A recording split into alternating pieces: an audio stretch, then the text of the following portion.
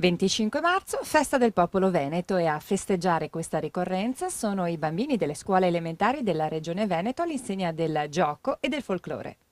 A svettare sia nel palco che fuori il leone di San Marco, disegnato dagli alunni della scuola primaria San Giuseppe di Castello di Venezia, vincitori del concorso Disegna il Leon Veneto. Al centro della mattinata l'animazione sul palco di Arlecchino e la proiezione di un video documentario sul corso di aggiornamento per insegnanti sul dialetto veneto che si è svolto quest'anno e che verrà consegnato poi sotto forma di DVD a tutte le scuole primarie della regione a partire dal prossimo anno scolastico. Divertiti i bambini, soprattutto di fronte ad un Arlecchino con Binaguai. Non tutti capivano la lingua veneta, vista anche la provenienza da altri paesi, ma grazie anche agli insegnamenti delle maestre quasi tutti sapevano qualcosa sia del Veneto che di Padova. Ma che cos'è il Veneto?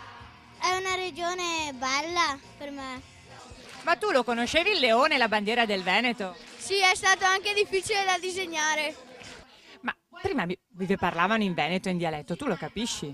Io sì, perché ho il nonno trevigiano e la nonna veneziana. Che ti parlano in dialetto?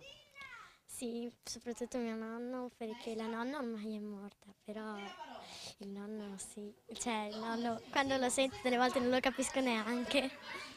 Non sono veneto, ma so un pochino del Veneto.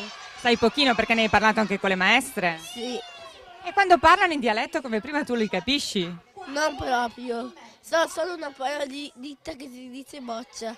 Ad aprire la festa del popolo veneto, che rappresenta un'occasione per riscoprire e valorizzare le radici storiche e culturali della regione fin da piccoli e che si è svolta nella mattinata in tutte le 7 province della regione, c'era a Padova il vicepresidente della regione Veneto, Franco Manzato, che poi si è portato a Treviso nel parco degli alberi parlanti con altre scuole, altri bimbi e un altro accento dialettale, sempre veneto però.